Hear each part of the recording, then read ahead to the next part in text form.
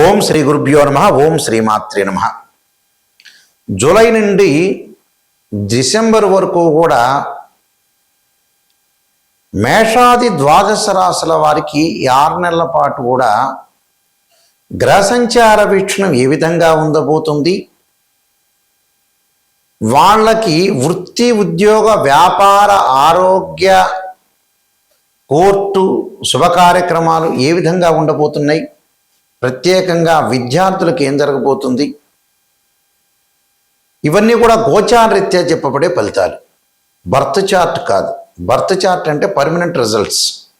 ఈ 6 నెలల పాటు కూడా ఈ గోచారరీత్యా ఏ విధంగా నిర్ణయాలు తీసుకోవాలి, ఎలాంటి జాగ్రత్తలు తీసుకోవాలి, ఎలాంటి నిజాలు తెలుసుకోవాలి. నిజం తెలుసుకుంటేనే జాతకం, నిజం తెలుసుకోకపోతే జాతకం లేదు. ఎక్కడైతే నెగిటివ్ తెలుసుకొని ఆ నెగిటివ్ని మనం పాజిటివ్ చేసుకోవడం ఎలాగా, ఆ నెగిటివ్ని మనం ఓవర్కమ్ చేసుకోవడం ఎలాగా అనేది తెలుసుకుంటేనే మనకు మంచి జరిగే అవకాశాలు ఎక్కువ ఉంటాయి.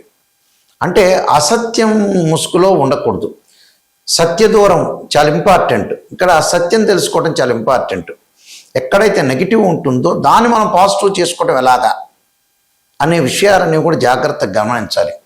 బర్త్ చార్ట్కి గోచారానికి లాట్ ఆఫ్ డిఫరెన్స్ ఉంటుంది. పదే పదే నేను ప్రేక్షకులు చెబుతున్నాను, గోచారం వేరు, బర్త్ చార్ట్ వేరు. అదొక సెక్షను, ఇదొక సెక్షను. అది లైఫ్ లాంగ్ ప్రిడిక్షన్, ఇది కొంతవరకు ప్రిడిక్షన్. ఎప్పుడు కూడా గోచారం అనే 20% రిజల్ట్ ఇస్తుంది. బర్త్ చార్ట్ ఏమిటి అని అంటే లైఫ్ లాంగ్ రిజల్ట్ ఇస్తుంది.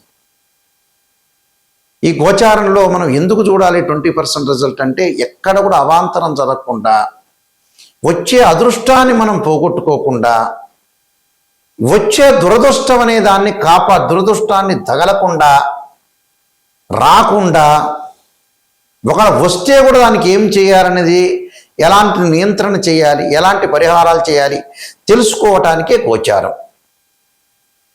అందువల్ల ఈ గోచార ఫలితాలు ఈ 6 నెలల పాటు ఏ విధంగా ఉన్నాయో ఒకసారి తెలుసుకుందాం. ఈ 6 నెలల పాటు కూడా గ్రహగమన గతుల్ని మనం చూసుకునేటట్టయితే, సూర్యగ్రహము మిథున రాశి నుంచి మిథునము, కర్కాటకం, సింహం, అలానే కన్య, తుల, వృశ్చికము, ధనస్సు రాశిలో సంచారం చేస్తుంటారు. అంటే మిథున రాశి నుంచి ధనస్సు రాశి వరకు రవి సంచారం. అలానే బుధుడు కూడా మిథున రాశిలో ఉంటాడు జూలైలో. అలానే డిసెంబర్ వరకు కూడా ధనస్సు రాశికి చేరుతాడు. అంటే మిథునం, కర్కాటకం, సింహం, కన్య, తుల, వృశ్చికము, ధనస్సు. అంటే రవి బుధులు ఇద్దరు కూడా మిథునం నుంచి ధనస్సు రాశి వరకు ఉంటారు. అలానే శుక్రుడు వచ్చేటప్పటికల్లా సింహరాశిలో సంచారం చేస్తాడు జూలైలో. సింహం, కన్య, తుల వరకు ఉంటాడు డిసెంబర్లో. అలానే కుజుడు వచ్చేటప్పటికల్లా వృషభం నుంచి సింహం వరకు, అంటే వృషభం, మిథునం, కర్కాటకం, సింహం. రాహు డిసెంబర్ 6వ తారీఖున మారతాడు. కుంభరాశి నుంచి మకర రాశిలోకి సంచారం చేయటం. కేతు వచ్చేటప్పటికల్లా సింహరాశి నుంచి కర్కాటక రాశిలోకి సంచారం చేయటం జరుగుతుంది. శని వచ్చేటప్పటికల్లా శని మీన రాశిలోనే ఉన్నాడు, వక్రగతిలోకి వెళ్ళిపోతాడు. ఎప్పుడు వక్రగతిలోకి వెళ్ళిపోతాడు? జూలై 27 నుంచి వక్రారంభం ప్రారంభమవుతుంది. ఎప్పటి వరకు ఉంటారు? డిసెంబర్ 11వ తారీఖు వరకు ఉంటాడు. 10వ తారీఖు నైట్ వరకు. 11వ తారీఖు నుంచి మళ్ళీ అదే మీనరాశిలో వక్ర త్యాగం అయిపోతుంది. ఎప్పుడైతే నేను చెప్పిన 27లో వక్రస్థితిలోకి వెళ్ళిపోతాడో, డిసెంబర్ వరకు వక్రస్థితిలో ఉంటాడు. 11వ తారీఖు తర్వాత 11వ తారీఖు నుంచి మళ్ళీ వక్రస్థితి అనేది పోయి సాధారణ స్థితికి మీనరాశిలో చేరుకుంటాడు. గురువు వచ్చేటప్పటికల్లా అక్టోబర్ 31 వరకు కర్కాటక రాశిలో ఉండి, అంటే 30వ తారీఖు వరకు కర్కాటక రాశిలో ఉండి 31వ తారీఖు నుంచి అతిచారంతో సింహరాశిలోకి వెళ్ళిపోతాడు. ఎప్పటి వరకు ఉంటారు? డిసెంబర్ 11వ తారీఖు వరకు ఉంటాడు. ఇక్కడ డిసెంబర్ 13వ తారీఖు వరకు ఉండి మళ్ళీ గురువు అదే సింహరాశిలో వక్రారంభం ప్రారంభమవుతుంది. ఇక్కడ వక్రారంభం అనేది ప్రారంభమవుతుంది. కాబట్టి ఇక్కడ ఈ స్థానాల్లో ఈ గ్రహాలు ఉండటం వల్ల ఎలాంటి ఫలితాలు జరగబోతున్నాయో మనం తెలుసుకుందాం 6 నెలల పాటు కూడా. వృషభ రాశి వారు తప్పకుండా ఈ 6 నెలల లౌకిక విధానాన్ని బుద్ధి బలంతో అడుగులు వేయడం చాలా మంచిది. అంటే లౌకికంగా వెళ్ళాలి. ఎక్కడైనా సరే సమస్యలు వచ్చేటప్పుడు మనం తట్టుకొని ముందుకెళ్ళటం చాలా ఇంపార్టెంట్. ఇక్కడ ఈ రాశివారు ప్రధానంగా వచ్చేటప్పటికల్లా ఆర్థిక పరంగా పుంజుకునే అవకాశాలు బాగా ఎక్కువ ఉంటాయి. ముఖ్యంగా కెరీర్లోను, ఉద్యోగం, వ్యాపార, ఆర్థిక, ఆరోగ్యపరంగా అనుకూలంగా ఉండే అవకాశాలు ఎక్కువ ఉంటాయి. ఎక్కడ కూడా పొరపాటు జరగకుండా చూసుకోవడం చాలా మంచిది. అయితే ఆలోచనలు సమస్యలు తగ్గిపోవటం ఒకటి, దాంతోపాటు శుభ కార్యక్రమాల్లో పాల్గొనే అవకాశాలు, ఉద్యోగ వ్యాపార పరంగా అధికారుల యొక్క మద్దతు, అలానే అధికారుల యొక్క మద్దతు, ప్రశంస జరగటం, ప్రమోషన్ జరిగే అవకాశాలు ఎక్కువ ఉంటాయి. కానీ ఆర్థిక పరంగా ఉండే సమస్యలు, ఆర్థిక పరంగా ఉండే నిర్ణయాలు జాగ్రత్త ఉండాలి. ఫైనాన్షియల్ పరంగా ఉండే నిర్ణయాలు జాగ్రత్తగా ఉండాలి. ఉద్యోగ వ్యాపారాల్లో కూడా నూతన ఉద్యోగాలు, నూతన వ్యాపారాలు ప్రారంభం చేయటం ఒకటి, అలానే కొన్ని విషయాలు బుద్ధి బలంతో అడుగులు వేస్తూ ముందుకెళ్ళాలి. ఎందుకంటే కేతు మఖా నక్షత్ర సంచార ప్రవేశంతో కొంత బుద్ధి బలంతో అడుగులు వేయాలి. లేనిచో ఉద్యోగ వ్యాపారాల్లో కొన్ని ఇబ్బందులు వచ్చే అవకాశాలు ఉంటాయి. అలానే వాహనాలు విషయంలో వెళ్ళేటప్పుడు కొంత అధిక ప్రయాణాల విషయంలో కొంత వాహన ప్రమాదాలు జరగకుండా చూసుకోవాలి. కొంత నిర్ణయాలు తీసుకునేటప్పుడు జాగ్రత్త ఉండాలి. సుసంపన్నమైన కుటుంబం నుంచి అమ్మాయి కానీ అబ్బాయి కానీ రావడం ఒకటి, విదేశాలకు వెళ్ళే అవకాశాలు, కంపెనీ త్రూ కూడా విదేశాలకు వెళ్ళే అవకాశాలు బాగా ఎక్కువ ఉంటాయి. ఉద్యోగంలో ప్రమోషన్ వస్తుంది, అధికారుల యొక్క మద్దతు వచ్చే అవకాశం, కొద్దిగా బుద్ధిబలంతో అడుగులు వేస్తే మంచి జరిగే అవకాశాలు ఎక్కువ ఉంటాయి. అంటే బుద్ధిబలం అంటే భగవంతుడు బుద్ధిని ఇస్తాడు, అంటే భగవంతుడి యొక్క ఆరాధన చేయాలి అని అర్థం. ఆరాధన చేయటంలో ఈ వృషభ రాశి వాళ్ళకి ఏమిటంటే వృషభం, మిథున, కర్కాటకం, తృతీయ స్థానంలో గురువు మంచివాడు కాదు కాబట్టి తారామహాదేవి యొక్క స్తోత్రాన్ని పారాయణం చేయటం ఒకటి, ఇంద్రాణి స్తోత్రాన్ని, ఇంద్రుణ్ణి ఆరాధన చేయటం చాలా మంచిది.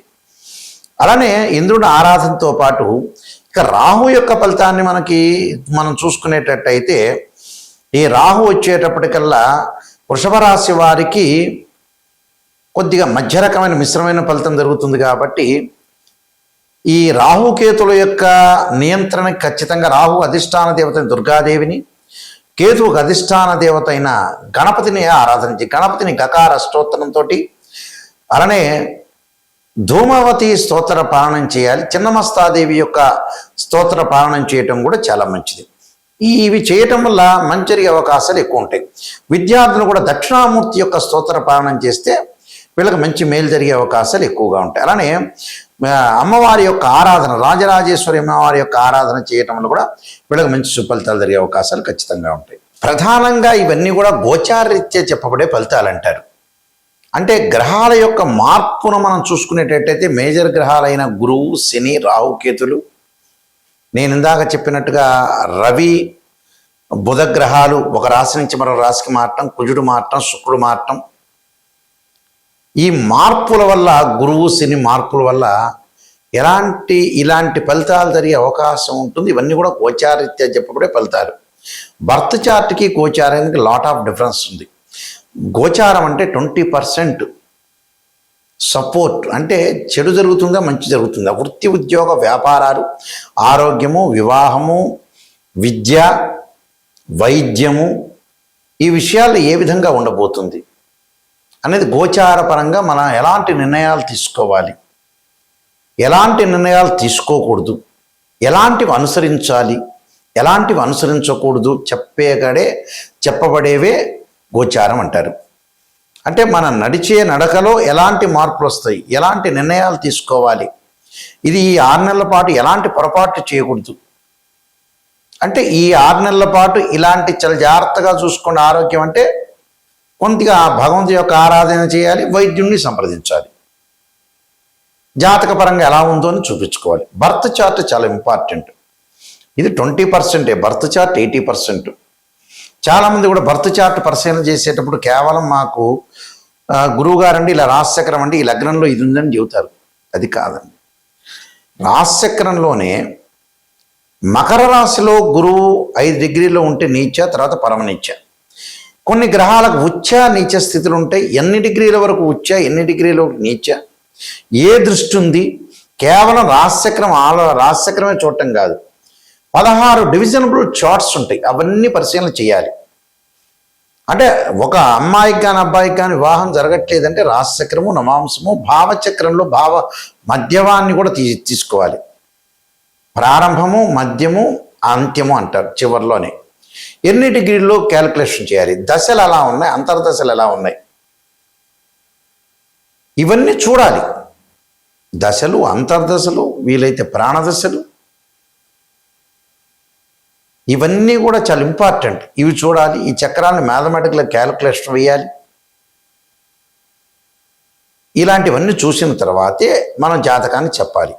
అలానే ద్వాదశ భావాధిపతులు ఉంటారు. తను భావానికి రవి అని, ద్వితీయ భావానికి గురువు అని, తృతీయ భావానికి కుజుడని, చతుర్థ భావానికి చంద్రుడు బుధుడని, అలా పంచమ భావానికి గురువు అని, షష్టమ భావానికి కుజుడని, ఇలాంటి భావాలన్నీ మనం చూడాలి. భావాధిపతులు, రాస్యాధిపతులు, ఆ గ్రహం ఏ స్థానంలో ఉంది, ఈ మూడింటిని కూడా అనాలిసిస్ చేయాలి. మళ్ళీ దృష్టి, జాతకంలో ఏమైనా కాలసర్పదోషం ఉందా, సర్పదోషం ఉందా, పునర్భవ దోషం ఉందా, మాంగళిక దోషం స్త్రీలకు ఉందా, వివాహపరంగా ఉండే దోషాలు ఏమైనా ఉన్నాయా, ఆరోగ్యపరంగా ఇబ్బందులు ఏ విధంగా ఉండబోతున్నాయి, ఉద్యోగపరంగా రవి ఎక్కడున్నాడు, ఇలాంటి అన్ని గ్రహాలని కూడా అనాలిసిస్ చేయాలండి. అనాలిసిస్ చేయాలంటే ఆస్ట్రాలజీ పరంగా చాలా జాగ్రత్త అనాలిసిస్ చేయాలి. అనాలిసిస్ చేస్తేనే మనకు తెలుస్తుంది యాక్చువల్గా. అయితే మమ్మల్ని అప్రోచ్ అయ్యే వాళ్ళు ఎవరైనా సరే నిజాన్ని తెలుసుకోండి. నిజం అనేది నిప్పు లాంటిది. అంటే ఎక్కడైతే నెగిటివ్ ఉంటుందో దాన్ని మనం పాజిటివ్ చేసుకోవాలి. నా దగ్గరికి వచ్చిన వాళ్ళు ఎవరైతే ఉన్నారో, ఎవరైతే వస్తారో వాళ్ళందరికీ కూడా, మీకు ప్రేక్షకులందరికీ కూడా ఒక ముఖ్య గమనిక, అందరూ కూడా వాయిస్ రికార్డింగ్ పెట్టుకోండి. నేను చెప్పేది వాయిస్ ఎందుకు రికార్డింగ్ పెట్టుకోమంటున్నా అంటే మళ్ళీ రిపీట్ వినే అవకాశం ఖచ్చితంగా ఉంటుంది. అది నేను నెగిటివ్ చెబుతున్నానా పాజిటివ్ చెబుతున్నా తెలుసుకోండి. కానీ ఖచ్చితంగా నెగిటివ్ తెలుసుకోవాల్సిందే. పాజిటివ్ తెలుసుకునేటట్టయితే మీకే తెలుస్తుంది జాతకం, మా కన్సల్టింగ్ ఫీజు ఇవ్వక్కర్లా. నెగిటివ్ గురించే రాబోయే రోజుల్లో వృత్తి, ఉద్యోగ, వ్యాపారాలు ఎలా ఉండబోతున్నాయి, ఆరోగ్యపరంగా నిజం తెలుసుకోవాలి, ఉద్యోగపరంగా నిజం తెలుసుకోవాలి, వ్యాపారపరంగా నిజం తెలుసుకోవాలి, వివాహపరంగా కూడా నిజం తెలుసుకోవాలి. నిజం తెలుసుకోలేదనుకోండి మనం మోసం చేసుకునే వ్యక్తులం అవుతాం. అంటే స్వయంకృత అపరాధం. మనం మోసం చేసుకొని మనం బ్లేమ్ చేసుకున్నట్టు అవుతాం. నిజాన్ని తెలుసుకోవాలి. సత్యదూరం అంటారు చూసారా, అలా నిజాన్ని తెలుసుకొని మనం ముందుకెళ్తే మన జీవితం లైఫ్ బాగున్నట్టే. ఎక్కడైతే నెగిటివ్ ఉంటుందో దాన్ని పాజిటివ్ చేసుకుని ముందుకెళ్తే మనకు మంచి జరిగినట్టే. అందువల్ల ఇన్ని డివిజనబుల్ చార్ట్స్ చూడాలి. కేవలం రాశిచక్రంతో తెలియదు.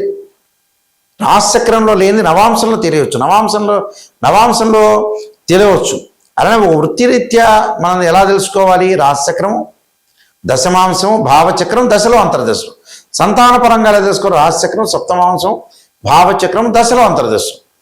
ఈ మోడల్లో మనం అనాలిసిస్ చేయాలి. ఈ మోడల్లో దశలు, అంతర్దశలు, ఒక్కొక్క లగ్నానికి మంచి దశలు ఉంటాయి, చెడ్డ దశలు ఉంటాయి.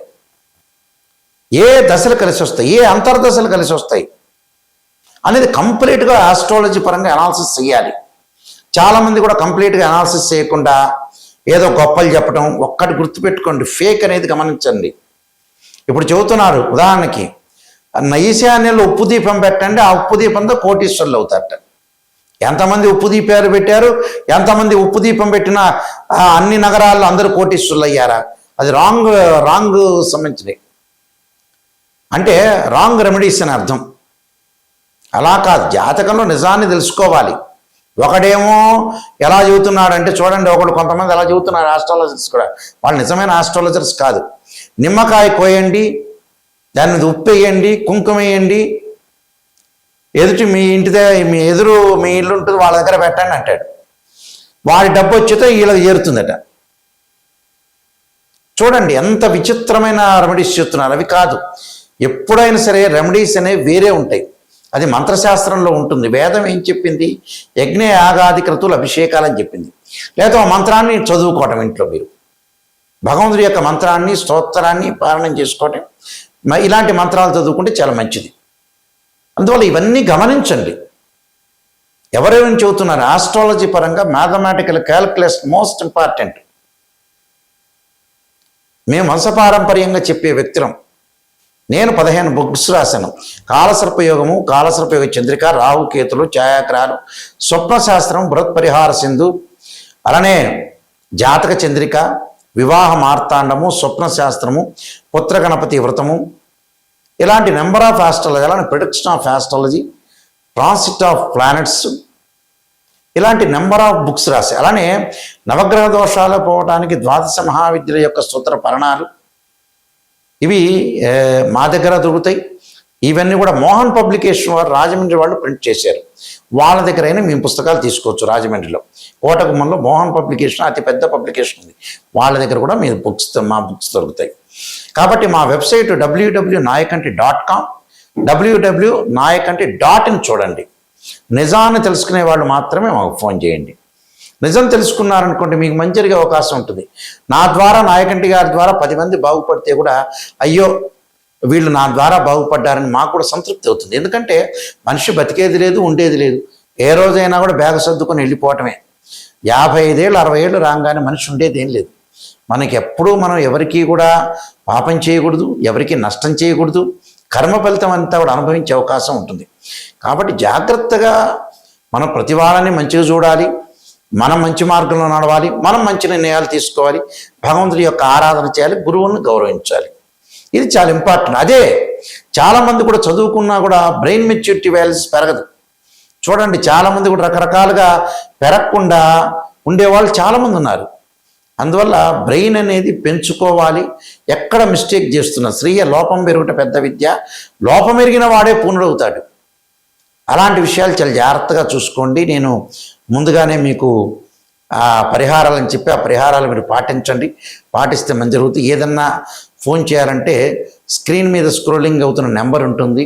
ఆ నెంబర్ డైరెక్ట్ నా దగ్గరికే వచ్చేస్తుంది. నేనే మీతోటి క్లియర్గా మాట్లాడతా. నేను జాతకం చెప్పేటప్పుడు కూడా వాయిస్ రికార్డింగ్ అనేది పెట్టుకోండి. మళ్ళీ వాయిస్ రికార్డింగ్ అనేది పెట్టుకుంటే ఏంటంటే మీరు రిపీట్గా వినే అవకాశం ఉంటుంది. నిజాన్ని తెలుసుకునే వాళ్ళు మాత్రమే నాకు ఫోన్ చేయండి.